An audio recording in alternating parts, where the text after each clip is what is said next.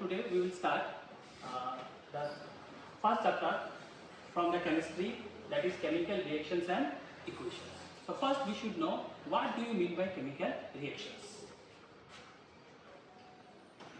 Chemical reaction. So chemical reaction is a process where we get to see the new substances with new properties are being formed. So how can we define the chemical reaction? It is a process which transforms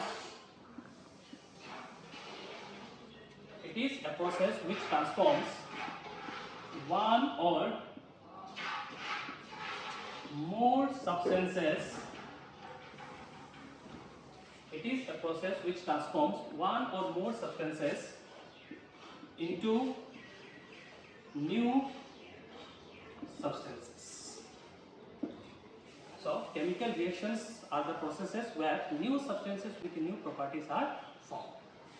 Generally we know that in the nature mainly we get to see the two types of changes. So one type of changes are called physical changes and another type of changes are called chemical changes. So physical changes are those changes where no new substances are formed. For example, melting of ice. So when the ice melts, it converts into the liquid water, but its properties does not change. So ice also made up of water molecule. When it converts into liquid water, still the liquid water consists of water molecules. So there is no difference between the ice and the liquid water. Whereas if we cutting off trees, so this is also example of the physical changes. If we cut the tree, though we will get the small segments of the tree, but its properties will not change. So physical changes are those changes where no new substances are formed. Whereas in case of chemical changes, always new substances with new properties are formed. Example, what we can say, example burning of pepper. So burning of pepper also one of the example of the chemical change. Why it is called the chemical change? For example, when the pepper is burned, it converts into the ashes. So the properties of the ashes is completely different from that of pepper. So that is why it is an example of the chemical changes. And always remember, the chemical reactions that proceed through chemical changes. So chemical reactions are the processes where new substances with new properties are formed. In our day-to-day life also, we get to see many different types of chemical changes. For example, the formation of the curd from the milk, it is also chemical change, because the properties of the curd is completely different from that of milk. Then the ripening of the fruits, it is also example of the chemical changes. Then the rusting of the iron, it is also example of the chemical changes. So in our day-to-day life also, we come across different kind of chemical changes. Now, examples of the chemical reaction. For example, if I write magnesium burns in presence of oxygen. Magnesium burns in presence of oxygen to form magnesium oxide. Now this is an example of the chemical reaction. When the magnesium reacts with the oxygen, it forms magnesium oxide. Now here I have written a long sentence. So instead of writing the chemical reaction in this long sentence, we can write in shortcut way. So how we can write? We can write magnesium plus oxygen and it will form magnesium oxide. So instead of writing this complete whole sentence, in this way, this is the shortcut representation of the chemical reaction. When the magnesium reacts with the oxygen, it will form magnesium oxide. And the properties of the magnesium oxide, it is completely different from that of magnesium and oxygen. So that is why it is an example of the chemical reaction. Now, this kind of reaction or this kind of equation, it is called the word equation, because we have written in the form of magnesium,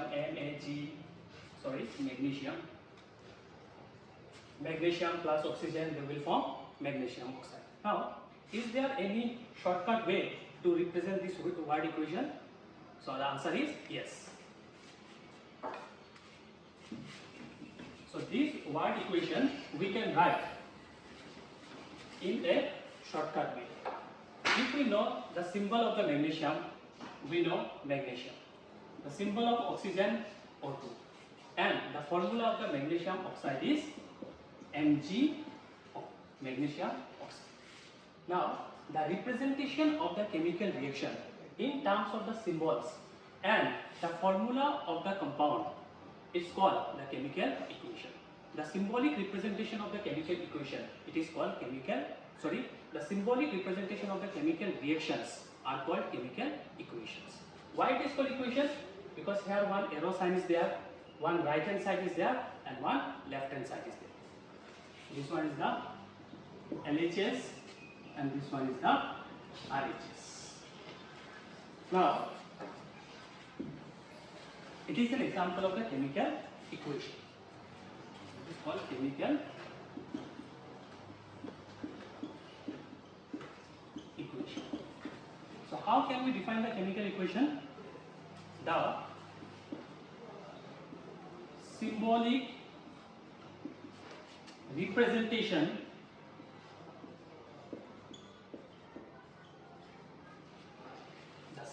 representation of the reactants and products. Now, what do you mean by reactants and the products? Now, if you look at the chemical equation, the left hand side, whatever we have written, these are called reactants. And the right side of this arrow, whatever we are writing, these are called product. So how can we define the reactants and the products? The substances which are taking part in a chemical reaction are called reactants, and the substances which are formed as a result of chemical reaction, these are called product. And always remember, whenever we are writing the chemical equation, always in the left hand side we are writing the reactants, and in the right hand side we are writing the products. And one more point, remember, these reactants can be one or more than one. In the same way, the product also can be one or more than one. Now, in this way, see, these are the reactants I have written in symbolic form. This is the product I have written, this is the formula of the magnesium oxide. So the symbolic representation of the chemical reactions are called chemical equations. So the symbolic representation of the reactants and the products in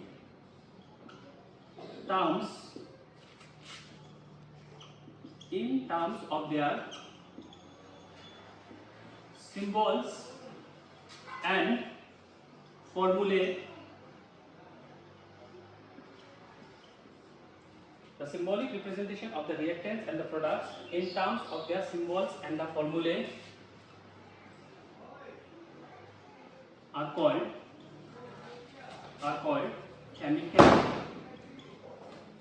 equations. So this is called the chemical equation. In shortcut way, how can we say that what do you mean by chemical equation? The symbolic representation of the chemical reactions are called chemical equations.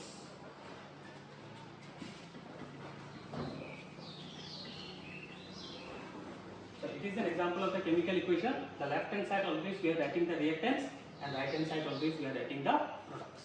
So how can we define the reactants and the products? The reactants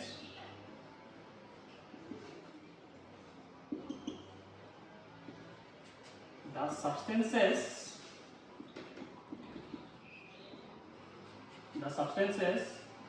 which take part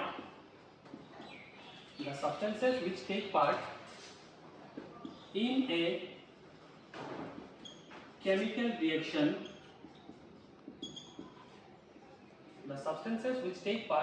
chemical reaction, are called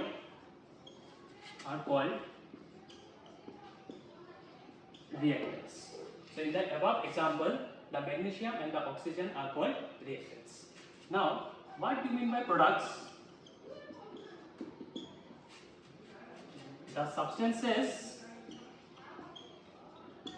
or we can say the substance or substances which are formed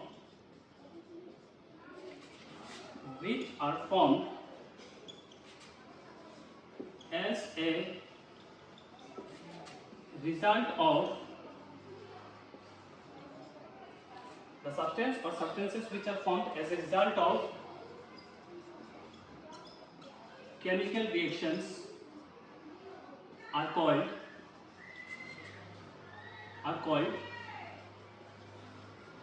product or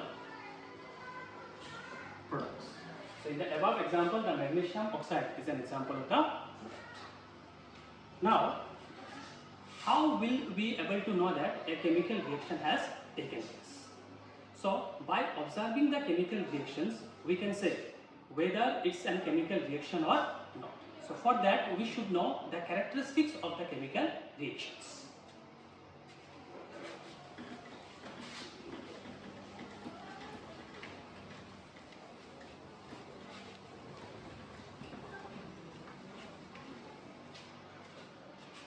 Now, the topic is characteristics of chemical reactions. So, if we know these characteristics will help us to determine whether a chemical reaction has taken place or not. So, the first characteristic is called change in state. So, in the class 9 we have studied that the matters, whatever matters which are present around us, they can exist in three forms, either solid, liquid or gas. So, in a chemical reaction, if we see the gases convert into the liquid or the liquids convert into the gases, if we see the change of the state, then it is an example of the chemical reaction. For example, we know that hydrogen is a gas, oxygen also a gas. When the hydrogen is ignited in presence of the oxygen, then it converts into water. And all of us, we know that the water we get in the form of liquid state. So here clearly we can see the change of the state. The reactants, both the reactants are present in gaseous state, but the product we got in liquid form.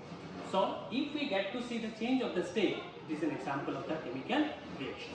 Or for example, water. We know that water is in the liquid form. If we pass the electricity through water,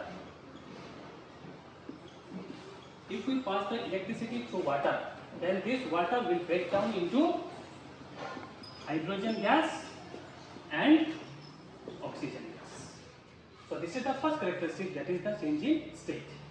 If the gases convert into liquid, clearly we can see the change of the state. It is an example of the chemical reaction. We will understand that a chemical reaction has taken place. Then the second characteristics, change in color. So there are some chemical reactions which are characterized by change in color. So with the help of one example, we will try to understand. For example, copper sulfate. So copper sulfate solution, it is blue in color. If the copper sulfate solution it reacts with the iron, Fe means iron, then they will form iron sulfate plus copper, and the color of the iron sulfate is green in. So if in a reaction we get to see the color change, then also we will understand that a chemical reaction has taken place.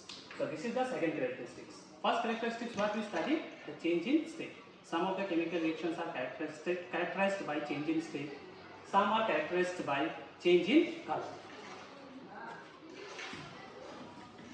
Then the third one is called change in temperature.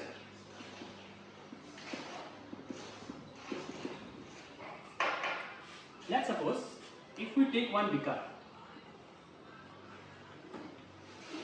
and in this beaker if we put the quicklime means calcium oxide. Calcium oxide, it is called quicklime, and into this beaker slowly if we pour some amount of water,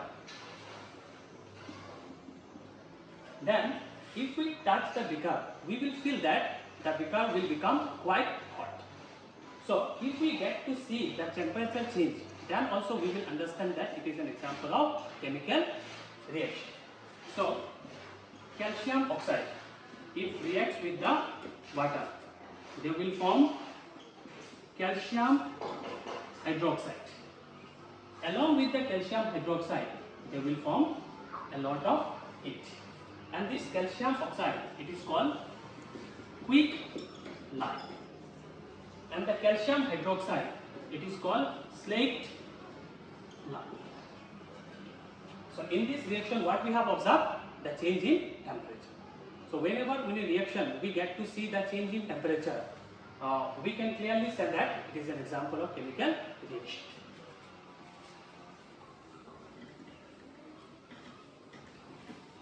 Now the fourth characteristics. The fourth characteristic is called evolution of gas. So some of the chemical reactions are characterized by evolution of gas. For example, if the zinc metal reacts with sulfuric acid, if the zinc metal reacts with the sulfuric acid, they will form zinc sulfate, and along with the zinc sulfate, they will form hydrogen gas. And this arrow, the upside arrow, it indicates that it is a gas. It will evaporate. So in a chemical reaction, if we get to see the formation of any kind of gas, it is also an example of the chemical reaction. Now the last characteristics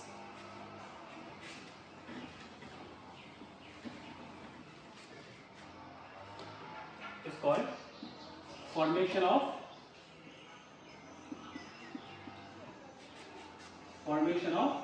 precipitate.